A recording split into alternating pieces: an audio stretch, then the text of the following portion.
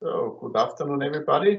My name is Gernot Oreski. I'm from Polymer Competence Center Leoben, and I have the honor to be your host for today. And today's topic will be self-healing of polymers, and my colleague Sandra Schlögl, who is the head of the chemistry division of the PCCL, will talk about her approaches and her projects dealing with self-healing of polymers. And before we start with Sandra's talk, please, we have the Q&A chat open. So please post your questions in the chat during the presentation, and after the presentation, we will try to answer and discuss your questions directly with Sandra. Okay, with that, I will turn over to Sandra, and I'm looking forward to learn a bit more about self-healing polymers. Thanks, Gernot, for the kind introduction. Good afternoon also from my side. Today I will give you a short overview of strategies and applications of self-healable polymers, which we are partly pursuing in our research work at the PCCL, and which we also try to transfer to the industry. And maybe in the beginning, some sort of definitions, because first we should clarify what are self-healable polymers. And in general, self-healable polymers are polymeric materials which have the ability to repair damages on their own as soon as the damage is inflicted. And the repair is so efficient of the polymer itself that the original material properties or a special function can be regained after the repair process. And in general, when we speak about self-healable polymers, two different types can be distinguished. On the one hand side, we have autonomously healable polymers. In this case, the damage event itself triggers the healing event. So in this case, when the polymer coating or polymer part is damaged by scratching, for instance, this scratching event is the trigger for the polymer, that the polymer itself is able to heal this damage at room temperature. In contrast to this, we have also healable or remendable polymers. In this case, you need an additional external trigger to start the healing process. So in this case, if a crack is inserted into a coating, for instance, the healing will not start immediately at room temperature. Depending on the chemistry you're using, you need an external trigger. This can be now light or temperature or a magnetic or an electrical field to start the repair process. So this is the main difference between those two classes of polymers. And the concept of self-healing in materials is nothing new. It was not intentionally used, but it happens in buildings built by the Romans. This is so-called Roman concrete, which was used for building, for instance, these very large buildings in former times, such as the Colosseum, for instance. And this Roman concrete gets its stiffness from calcium carbonate. These calcium carbonate faces are very stiff faces when they are in a dried state, and they give the structure strength. And what happens if such a building is cracking on the outer side? That rainwater washes some alkaline residues from the concrete, which is calcium hydroxide. And this calcium hydroxide, which is then dissolved in water, can react with carbon dioxide from the air. And due to this so-called calcination process, calcium carbonate is again formed in the cracks of the building. So already these old building structures had some sort of self-healing functions, where this calcium carbonate phase was selectively formed in damaged sites, at least in small damaged sites of those buildings. and might be also one case why, or one factor why these buildings are still partly standing also nowadays. Recently, polymer scientists also tried to transfer the concept of self-healing to polymer chemistry or material design. Here the researchers tried to mimic biological tissues. You all know the body has the ability to heal wounds which have been inflicted. For instance, a cut in the finger is able to heal. And these biological routes typically take some time, always depending on the size of the wound. But we're talking here about several weeks to up to 1 year. So what happens here in this biological route is that first you have some, if you cut your finger, first you have some sort of blood clotting, which somehow physically heals the wound. So it seals the cut. And then what happens is that the body is able to bring cells to this area. So you have to deposit some material in this area. And what then happens is that the cell starts to grow and form the tissue. And in the best case scenario, this tissue is has the same function as the original one. So we have here also in the human body some sort of biological and chemical healing. And this system, polymer researchers try now to mimic also in polymer systems, but at a much shorter time, because if you think of a corrosion-resistant coating or a structural component, you do not want to wait 1 year that the healing is accomplished, because during this time your part loses its function and cannot work anymore. So the healing should be accomplished within, let's say, something of minutes, hours, and not take days, weeks, and up to 1 year. So here you need fast systems which are able to physically and chemically heal the damage. And in a synthetic route, when the polymer part, for instance, is damaged, you either have the damage event itself as a trigger, as I mentioned in the previous slide, or you need an external stimulus that some physical processes are triggered and also chemical processes are triggered, so that the polymer part or the coating is able to transport material to the damaged site. Because due to this material transport, you are able to physically close the damaged site. And this physical closure is then followed by a chemical reaction, since you want in the end not only seal the crack but also heal the crack. So in the best case scenario, the healed material should have the same mechanical properties or other functionalities as the original sample or part. So this is the main idea of polymer science, how to mimic nature with polymer materials. And here on the next slide, you see the 3 main approaches which have been developed over the past, let's say, 20 years, how to obtain such self-healable polymers.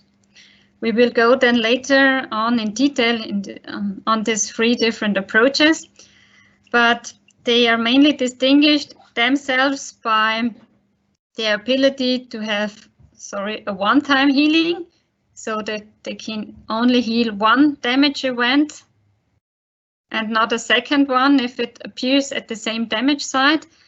Or you have multiple healable system. Those are approaches which allows the material to heal itself several times if the damage is inserted at the same damage site. And we will start with the so-called capsule approach. In this capsule approach, you have spherically shaped hollow polymeric microcapsules, which are filled with the self-repair agent. This is typically a liquid monomer or liquid catalyst, which is sealed into these capsules. And then the capsules are used as some sort of filler in a polymer. So for instance, these capsules are dispersed in a thermosetting resin or in an elastomer material. And the resin or the elastomer is then cross-linked, for instance, via vulcanization or via thermally induced curing reaction. So what you have is a polymer network, so either a duromer or an elastomer, and within this polymer network you have these capsules homogeneously distributed. What happens then if a damage event occurs, that these capsules are ruptured and release then the liquid repair agent inside of this damage site. So the scratch, for instance, is then filled with this healing agent, and at the same time, at room temperature, a polymerization or cross-linking reaction is started, which leads then to a chemical cross-linking and a chemical healing of this damage site. And with this, you efficiently close the crack, and also due to the cross-linking of the self-repair agent in this site, you also chemically healed this site. When it comes to the development of such capsule approach, it's quite important how the polymeric shell of these capsules looks like. Because the problem is, on the one hand side, this shell has to be stable, so you can disperse and process the capsules in the polymer system. So when you disperse it, for instance, in a resin or disperse it in a rubber material. On the other hand side, the shell should not be too stable, because then it would not rupture during the damage event. Maybe most of you know that typically such spherically shaped additives are also often used in crack arresting layers. So often the crack is really stopped at such spherically shaped additives. So that would be a problem for our self-healing concept, because you would have the crack, but the capsule is not broken, so no repair agent is released, and you would have no repair efficiency. So here it's quite crucial that also the capsule shell breaks during the damage event. Another thing you have to consider is that since you need some amount of these capsules in the matrix, that you also affect mechanical properties of your material. So it can be that due to the addition of these capsules, you have a reduction in mechanical strength, elongation, or other properties. So it's important to test mechanical properties by the addition of the capsules, and also check mechanical properties prior to and after the damage event, so that you get an idea how efficient your healing efficiency is. And with this circle, you can generate then several feedback loops for optimizing your system, so the polymeric shell, but also the healing material which you use in the microcapsule, and how you incorporate them in the polymer matrix. Because you can follow now different routes, how you want to create such a chemical healing in the crack site. I would like to introduce first of all the so-called catalyst monomer capsule approach. In this case, you have one type of capsules, and these capsules typically are filled with a monomer, a liquid monomer, and then you have a catalyst which is not encapsulated, but it's homogeneously distributed within the polymer. So either it's dissolved or dispersed in the resin or in the rubber. So what happens here is when the crack is inflicted, that this monomer capsule is breaking, releases then the liquid monomer in the cracked area, and at the same time the catalyst distributed in the epoxy or in the polymer matrix is then diffusing within the monomer which has been released, and then triggers a curing or polymerization reaction. So this leads to a solidification of the monomer, and due to this you get a chemical healing of this cracked area.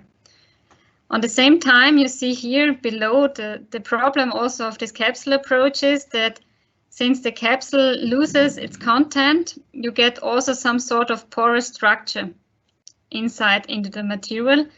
So when we think of materials used under high voltage applications, for instance, this can be also a problem because in this air-filled pores also partial discharges can be initiated, and this leads over time to degradation for the of the whole component. But such capsule approaches are already commercially available in coatings, where they're used, for instance, for the protection of wooden structure. And in this case, when you have some hailstorm event and your window part is, or the coating of your window is breaking, then the capsules are breaking, and maybe the coating is not optically healed or regaining its optical properties, but at least it protects the wood below, since the released agents are protecting the substrate, the wooden substrate. And here is some sort of example which monomers you can use for this catalyst monomer capsule approach. One very often used system is to fill the capsule with dicyclobenzadiene. This is a liquid monomer, which is such a bridged system with 2 carbon double bonds, and a so-called Grubbs catalyst is distributed or dissolved in the resin. In this case, it was an epoxy-based thermoset. And this Grubbs catalyst, when it sees the dicyclobenzadiene monomer, is able to induce a cross-linking reaction and a polymerization reaction at room temperature. And here you see such a network after the damage event. So we have here part of the capsule which has been broken, and here these structures are coming from the polymerized monomer, and here in the surrounding areas we have the epoxy-based thermoset. And with this system, it's you get quite nice healing efficiencies, which are exceeding 60, 70, 80%, where you can regain the original strength of the thermoset. Another way is the so-called dual capsule approach. In this case, you use 2 different types of capsules. One is, for instance, filled with a hardener or with a catalyst, and the other type is filled with the monomer again. So when here the crack is inflicted, it's important that both types of capsules are broken, because you need component A and component B for the polymerization or the cross-linking reaction, so that in the end the crack is also chemically healed by this cross-linking or polymerization reaction. And here an example is shown with silicon rubber elastomers as a matrix. And one capsule type is filled then with siloxane monomers, and the second type of capsules is filled with a platinum catalyst. And when now, during the damage event, both types of capsules are broken, the siloxane monomers are polymerized in the presence of the platinum catalyst at room temperature. And here you see below how important the amount of healing agent is. You see, not surprisingly, the healing efficiency significantly increases with the number of healing agent encapsulated into the system. And it's also important to, when we have these two types of catalyst, that both types are present in a significant high amount. Because if you have, for instance, as shown here, no capsules with initiator, you also have no healing efficiency because the monomers will not be cured in the crack. And then when you increase the capsule concentration of the catalyst, you see that over time we get nearly a healing efficiency of 100%. So here it's important that both types of capsules are in a good concentration, a good ratio between each other inside into the polymer part or polymer coating. And the last approach I want to show you for these capsules is a so-called single capsule approach. In this case, you also have only one type of capsule, but this capsule is in this case filled with an organic solvent. And this is incorporated in a polymer network, which is non-stoichiometric cured. This means you have an excess of 3 functional groups which can undergo post-curing reaction. And what happens here when a crack is inflicted into the material is that the solvent is released into the crack site, and the solvent also leads to a swelling of the matrix. Due to this swelling, you have an expansion in volume, and this volume expansion brings the surface of the cracks together. On the other hand side, you also have a higher mobility in the swollen state, so the polymer chains are more easily entangled. And then in the swollen state, some post-curing reaction proceeds since you have a high number of additional function groups in the system.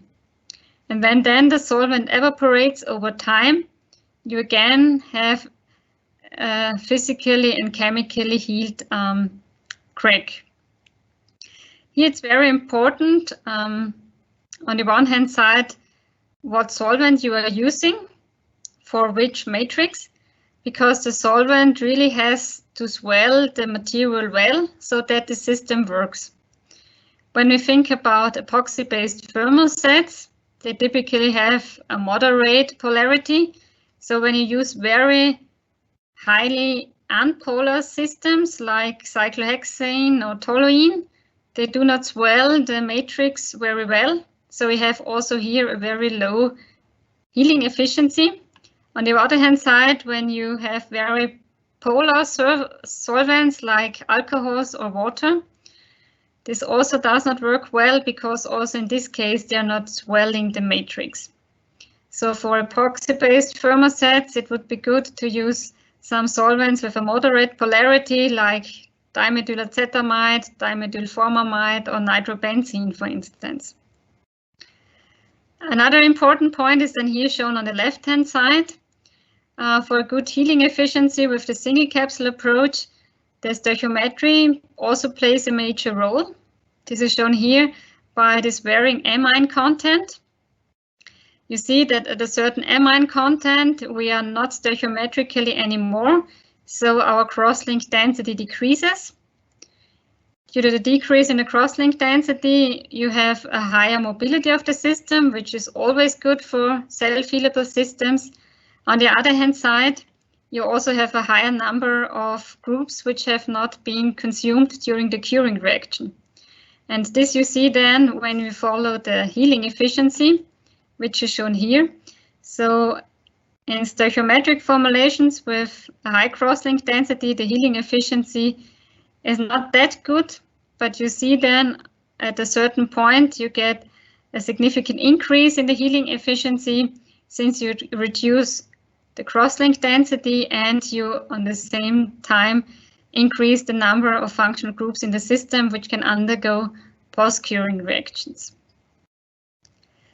So that would be some examples of this capsule approach. So the main advantage of this capsule approach is that it's very versatile because it works in nearly each network. So it can be thermoplasts or elastomers. And if you have optimized this capsule or the shell of the capsule, you have also quite a high longevity of the healing function. And the other very nice thing is that it's a really autonomically healable system. So you do not need an additional stimulus. As soon as the crack is there, the capsule is ruptured, the healing proceeds.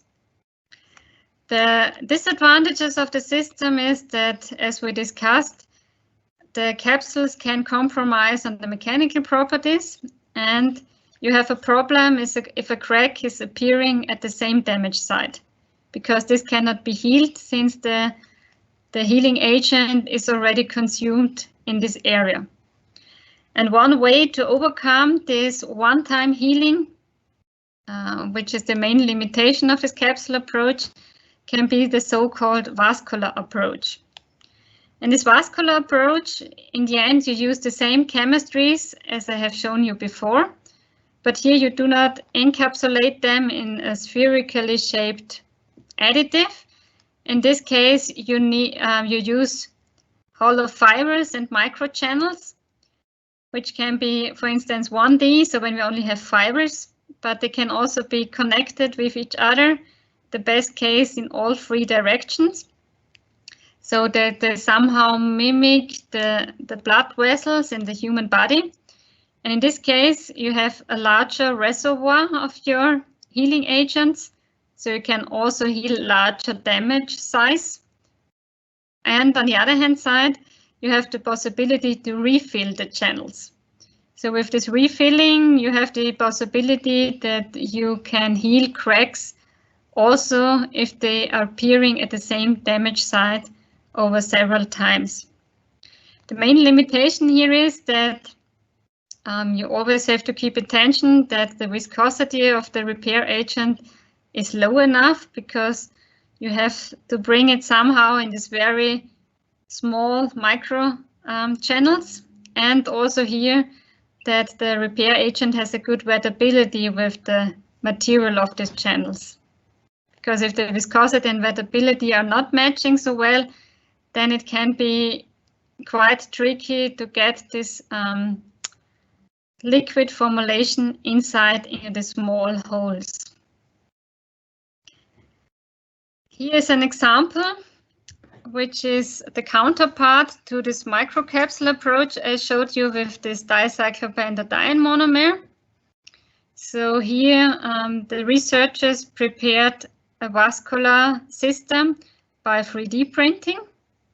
Then they filled this vascular system with this dicyclopentadiene monomer, and they were embedding this whole structure in an epoxy-based matrix. And within the epoxy-based matrix, they also dissolved the Grubbs catalyst. So when the damage was inflicted, the monomer was released in the damage site, which you can see here on the right side. On the same time, the Grubbs catalyst was dissolved within the healing agent, and so the polymerization reaction started at room temperature, which led then to a solidification of the material in this cracked area. And the same thing works also as a counterpart to this dual capsule approach, because you can also make 2 separate vascular system. So one part of the channels is then filled with monomer A, for instance, and the second part of the channels is filled with the hardener, for instance. In this example here, they were using an epoxy amine system, which is curing at room temperature. And they were embedding these channels in an epoxy cured network.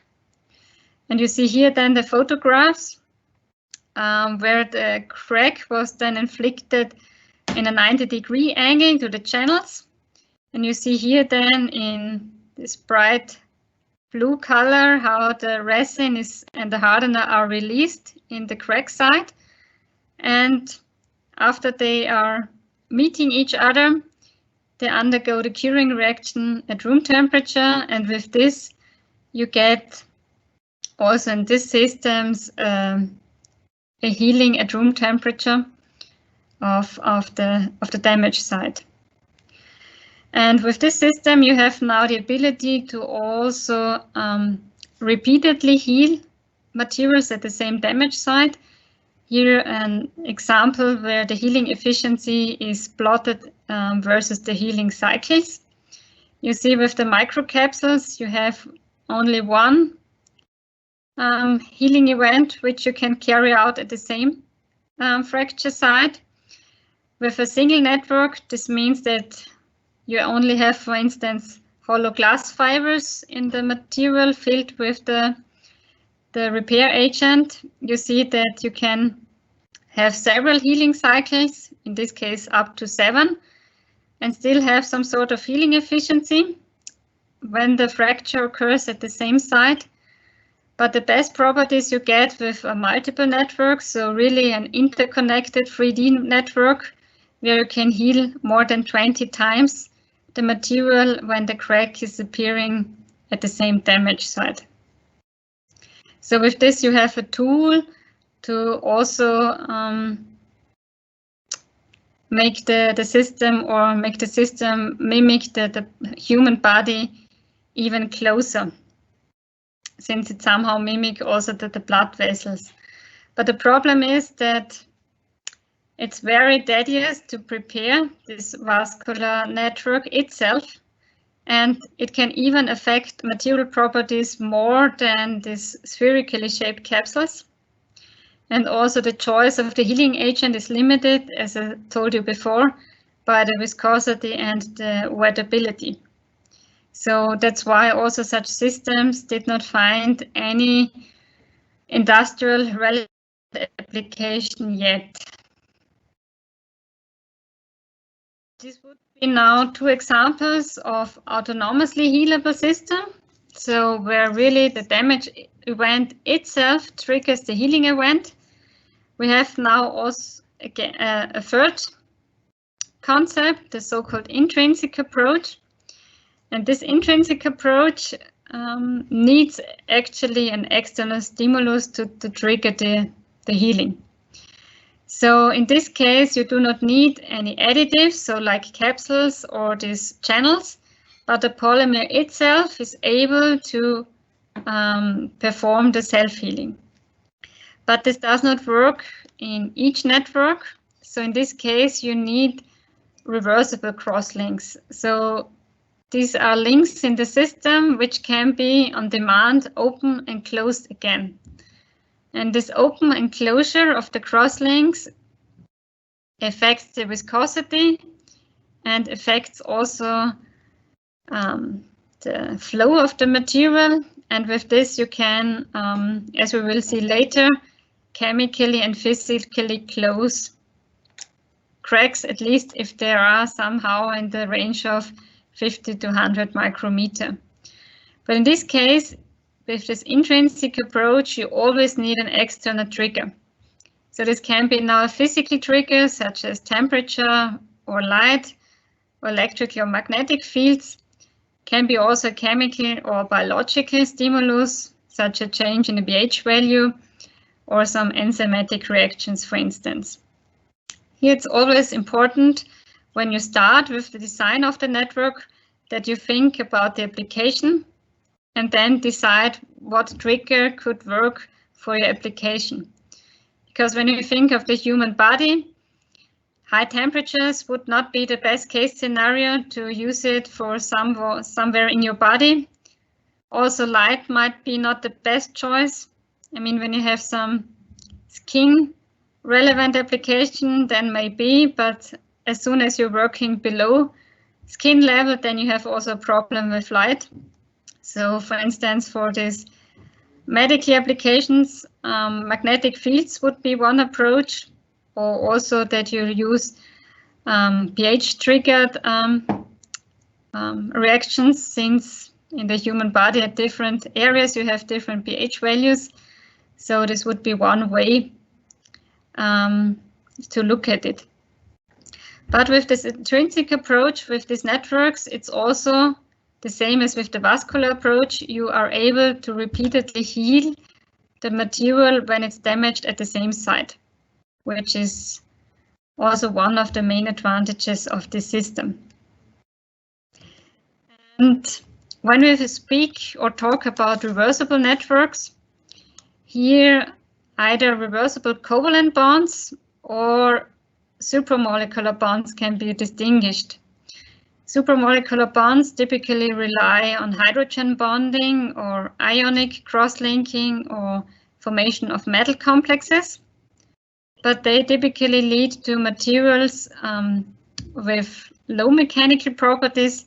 So they're typically used for tissue engineering or for hydrogels, but they're in the most cases not really applicable for structural components you would use in automotive or aircraft industry or so on. So for such applications or for such really structural materials, you have to use really chemical covalent bonds, which also have a certain stability and also in the most cases give also materials which have a certain stiffness and strength. And in terms of reversible covalent bonds, there are two main different mechanisms distinguished. On the one hand side, you have so-called dissociative bond exchanges. This means that you start with a cross-linked network, and when a stimulus, so like temperature or light, shines on this material, then what happens is that the material starts to decross-link, so it starts to depolymerize, and due to this, the material gets liquid if this process is really efficient, or gets at least less viscous. So you induce a flow in the material. And this flow in the material is then important because it allows to transport material within the damage site. And since you have a reversible network, you are also able, with another stimulus, to recross-link the material again.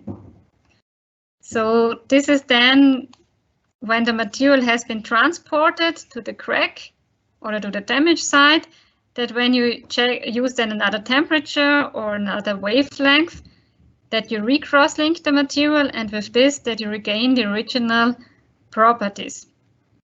I will show you this example is one example, the cycloaddition reaction of anthrazines. Anthracene is a molecule with 3 aromatic rings. And already in the late 19th century, the dimerization of these anthracene molecules was discovered because these molecules can react with each other at UV exposure with wavelengths above 300 nanometers. So you can use this dimerization reaction for cross-linking of polymer chains. And these dimers can be cleaved again, either at temperature or at wavelengths below 300 nanometer, so that the free anthracene is regenerated. And with this, if you think that you have here a polymer chain and here a polymer chain, you can use this cleavage also for a decross-linking of the network. So since this reaction is reversible, you have here one tool to cross-link and recross-link a polymer network on demand. And we have, for instance, incorporated this chemistry in an epoxy-based network. So we synthesized an anthracene with one epoxy side group.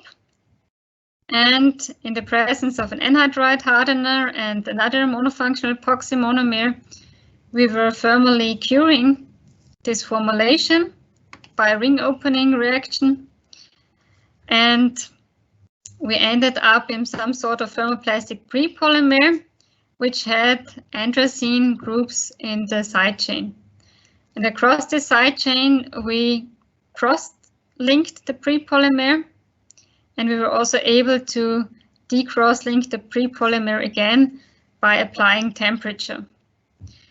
And this reaction can be nicely followed with UV spectroscopy, because anthracene itself has a very strong UV absorption characteristics due to the delocalized electron system. And when you form the dimer, you destroy this delocalized electron system, and due to this, you have a decrease in the UV signal. So you can follow the reversibility of the reaction quite nicely by following the decrease or increase of these anthracene signals in UV-Vis. And you see here that you can switch this cross-linking and decross-linking state over several cycles. And this is also reflected in the mechanical properties, as you can see here with the storage modulus. Because if you have a higher cross-link density, you also have a higher storage modulus. And when you decrease, when you cleave the cross-link points, you again get a decrease in the storage modulus. And also this is able to be done over at least several times. I mean, this is also limited since you always have side reactions, and this dimerization reaction works best under inert conditions, since oxygen can also lead to side reactions here. But the proof of principle is shown here that you can at least switch it, let's say, 8, 9, 10 times. And when you want to heal now the material with this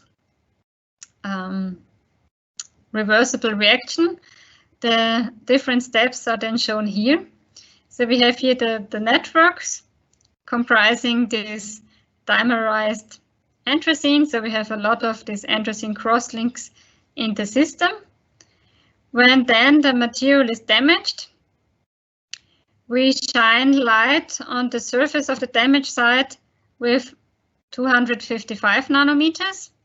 This means in this damaged site, we cleave the network points. So we have here 3 anthracenes again. Due to this, on the one hand side, we reduce the crosslink density, so the system gets more mobile. If it's more mobile, when you bring the cracked parts together, the network is able to entangle more easily. And on the other hand side, you have also more mobility in the whole system, so that the physical healing in this step, when you bring the cracks together, is more efficient.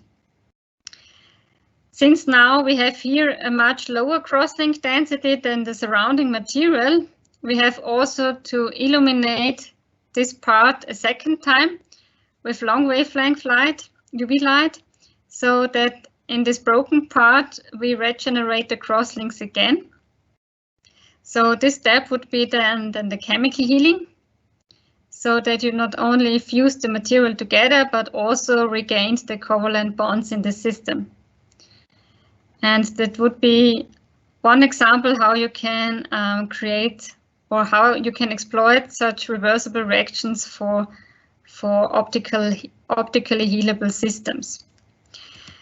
Here an example is shown how this reaction is then used for healing of surface damages. So we have here thin films of this material which have been cracked, here under white light and here under fluorescence. Under fluorescence, you clearly see here this very bright green-blue emission, which comes from the free anthracene. And when we heat it up above DG to induce even a little bit more flow and shine light on the surface to recrosslink the system, you see that the cracks can be nicely healed. And this can be also not only used for healing of surface cracks, can be also used for healing really some sort of macroscopic samples. Here we have destroyed the sample during 3-point painting test. This is the virgin black curve. And then after the healing, we tested the sample again. And you see that after the first 2 repair cycles, we were able to nearly regain the original properties. After the 3rd repair cycle, we get some sort of decrease, which might be related on the one hand side to side reactions, on the other hand side also some alignment problems during the healing event. But that would be one example how I can use these light triggered reactions.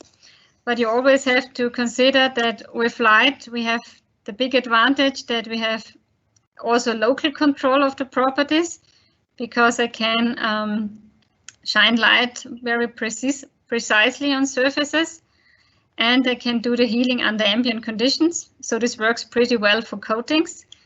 But the main problem here is that light, as you all know, has a very low penetration depth. So when we think of really structural components, that would not work with light-induced reactions. So here you should use, for instance, temperatures as a trigger, or other magnetic fields or other triggers. Because it also does not work when you think of systems which are filled, for instance, with carbon fibers. So carbon fiber reinforced composites would be also not a good match with these light triggered reactions, or with systems which, for instance, are highly filled with pigments. Also here you have then problems with the transparency.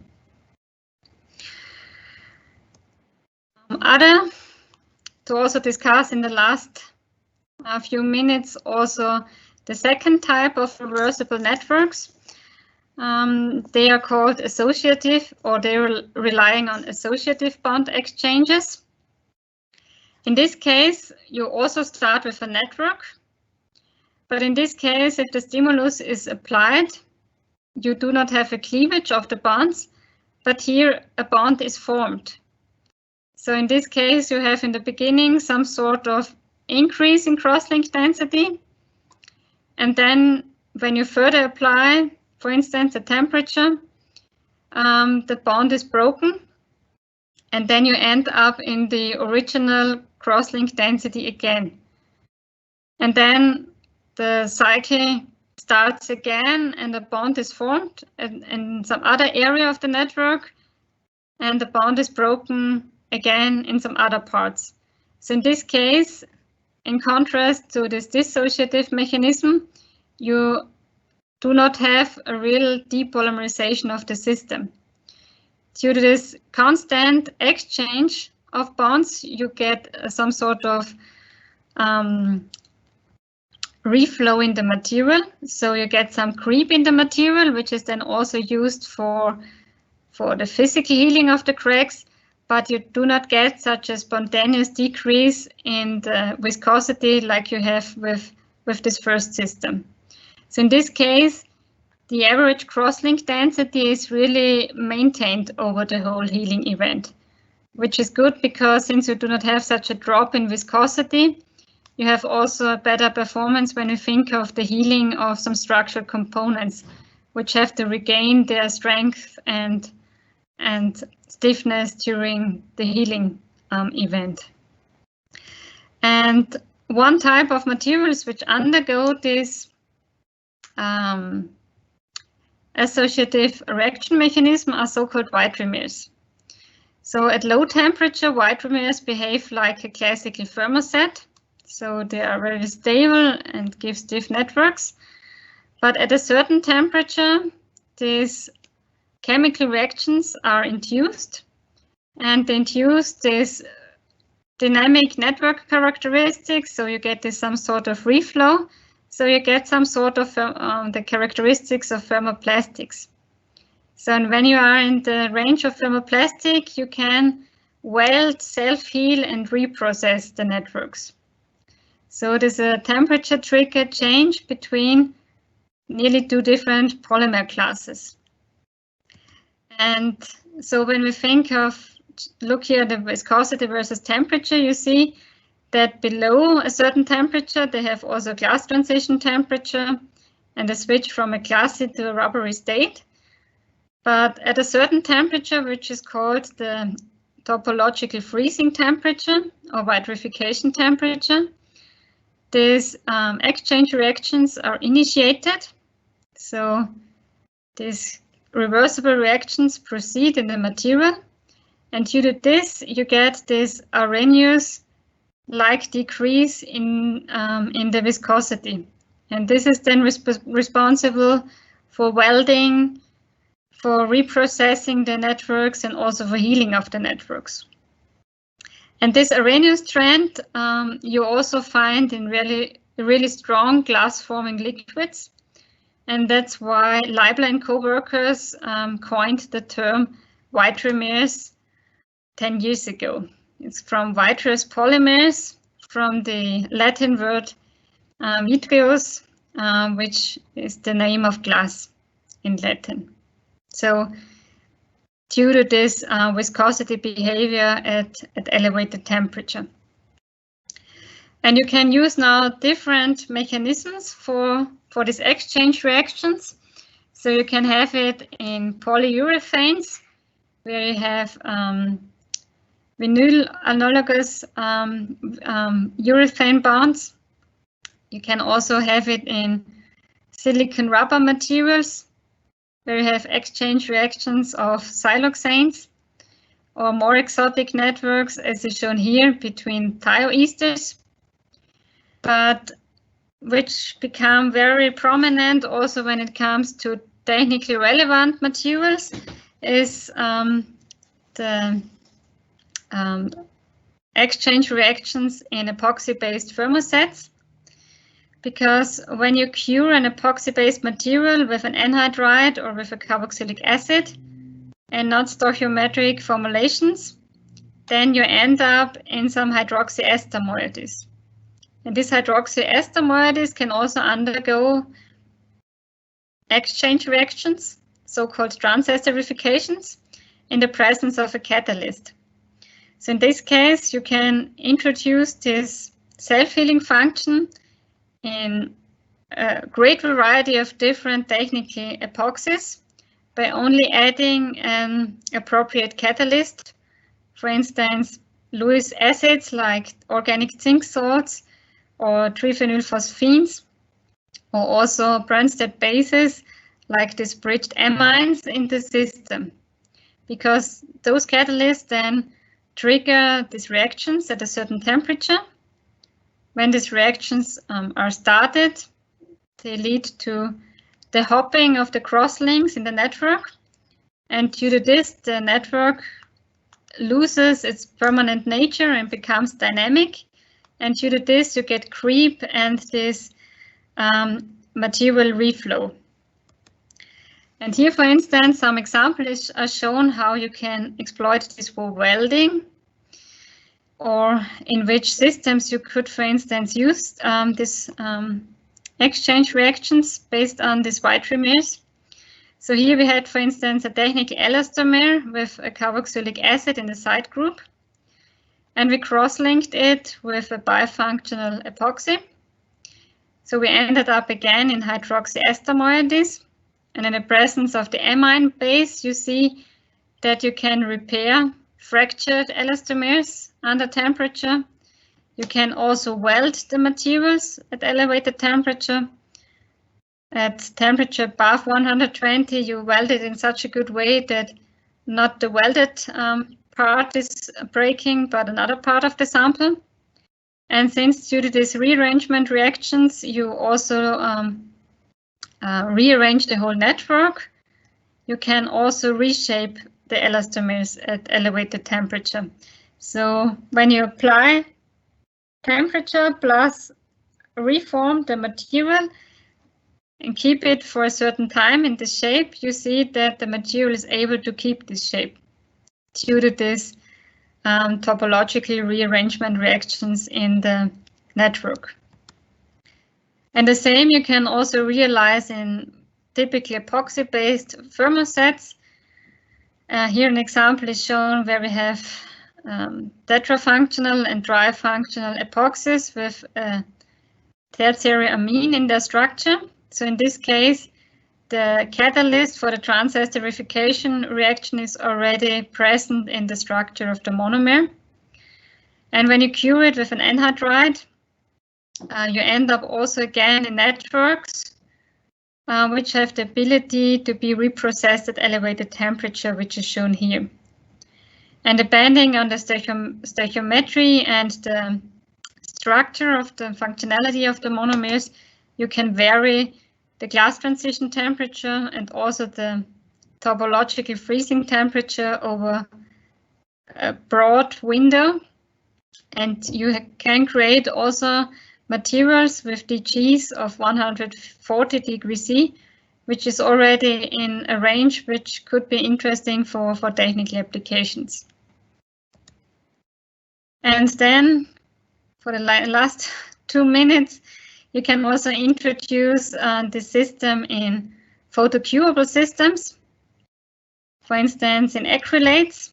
In this case, for the acrylate, you have a lot of ester moieties already present. So you have to choose acrylates with OH groups. So when the network is formed, that you again have hydroxy ester moieties in the photopolymer network. But here you have to keep attention that the catalyst can also influence the curing reaction. This is shown here. So when you, for instance, use this bridged amine base, this does not work anymore with radically induced curing, since the base acts as a radical scavenger. And on the other hand side, you have also a problem that the zinc acetylacetonate, for instance, or other organic zinc salts are not really soluble in most of the acrylic monomers. So also this is not the best choice. And in some cases, like we have with the triphenylphosphine, it's also not such an efficient catalyst. You see here the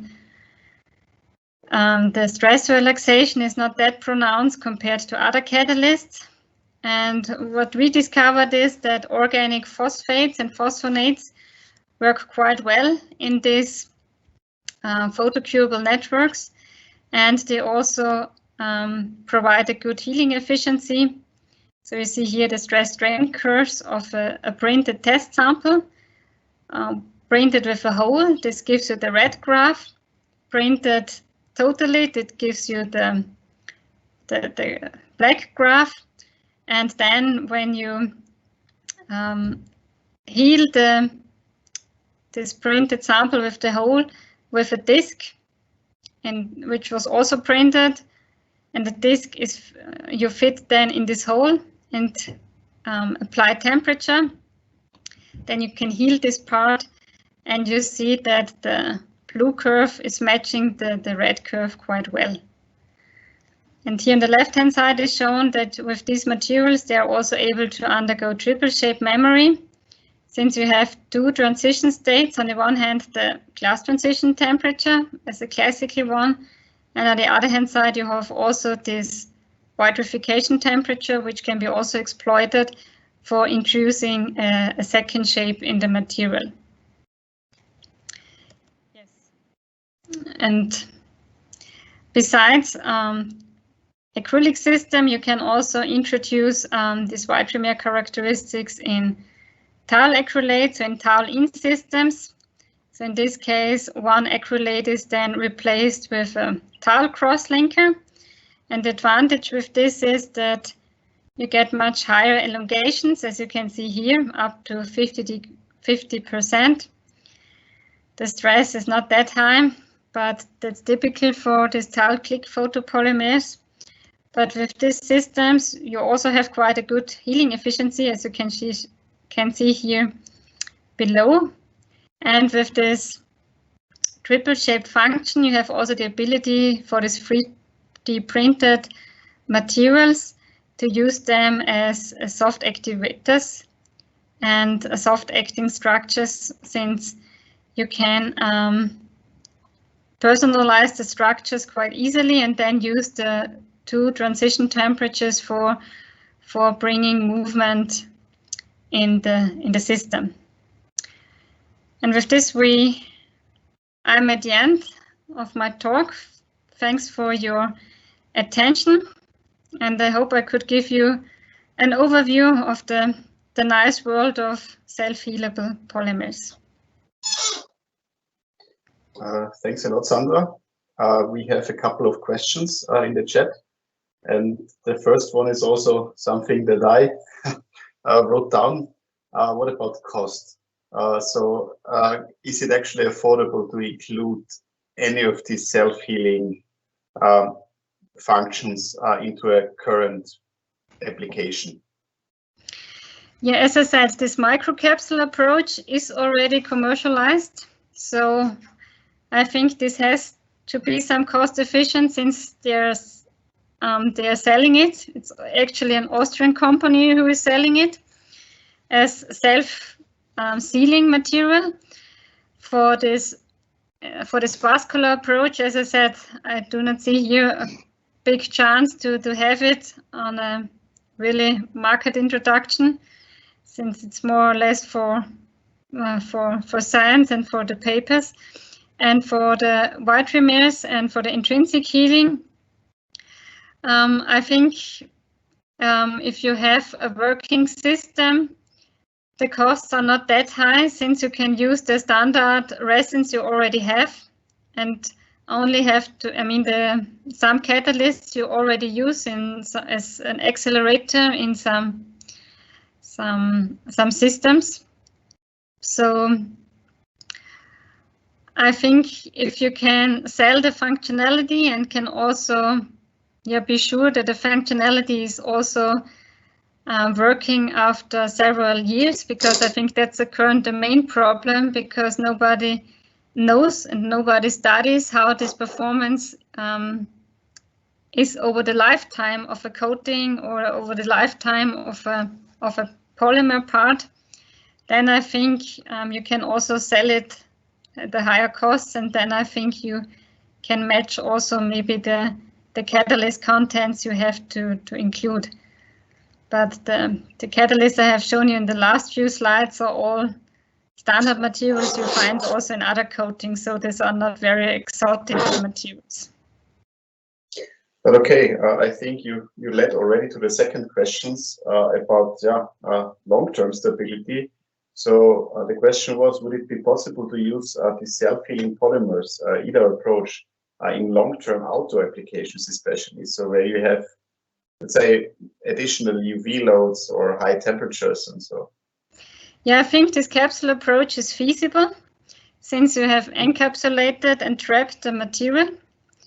And as I said here, the coating which are on the market are actually for outdoor applications. So they are really for outdoor wood coatings to prevent damage by hailstorms and so on. And for these vitrimers or the other systems, you can have problems of degradation of the catalyst, I think, or of things like leakage of the catalyst, so that they are losing it due to migration, or that you lose the function due to oxidation. I think especially with this amine catalyst, this is not such an unusual fate, let's say it like this. But here you have to think how you can incorporate maybe the catalyst directly in the network so that you covalently attach it. But I think here is a lot of work also to do for polymer engineers to characterize the long-term stability, and to also for you, Gernot, to get a deeper insight into aging and how the performance works over time.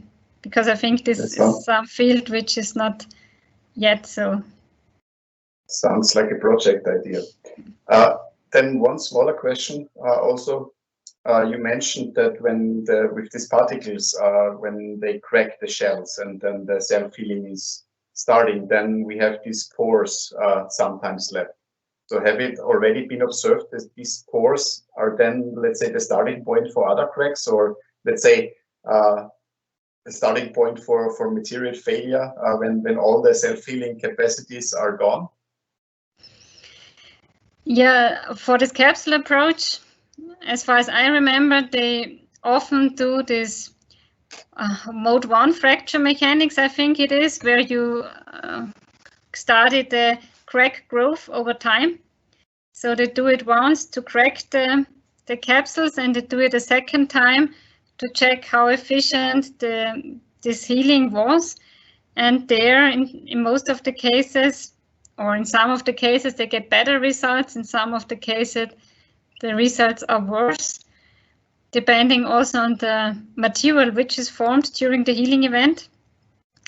But I agree that you generate again a defect size which can affect the material properties. Okay. Okay, and then last minute question that just popped up. Does the shape memory only work one time once you get back to the specific temperature, you have to induce your shape again, or will the memory work multiple times? Yeah, you always have to program it. So in this case, it's a one-way shape memory. So it works several times, but between the different shape changes, when you go back to the original shape, you always have to program it again. I mean, we have also research going on in reversible shape memory, where you use other effects, where you do not have to grab the material and program it. But in this case, what the examples which I have shown you here always needs a programming step. So you have to deform the material with some sort of outer force, but this works on several times or more often, since it's related on the DG and vitrification temperature. Okay, and maybe one last question regarding these materials with the intrinsic self-healing chemistry. So in the end, you use standard resins, standard monomers, and just put in some additional, let's say, cross-linking chemistry. How does that affect the original material properties? So like modulus or hardness, or what kind of material property is needed? Yeah, the thing is, as I said, in most of the cases, since you need the hydroxy groups, they are not stoichiometrically formed. So typically, you have a network which is formed with a higher hardener content than you actually need. So due to this, you get not the optimal cross-linking density, and with this, you do not also get the optimum strength what the material can have. So with this, you somehow are not in that range what you get with optimal stoichiometric networks. So this you always have to consider, but this comes more from the network design and not from the chemicals we put in, since we need these 3 OH groups for this trans-esterification. Okay, so you don't go to the limit with the original material, so but with some security. Okay, no more questions in the chat.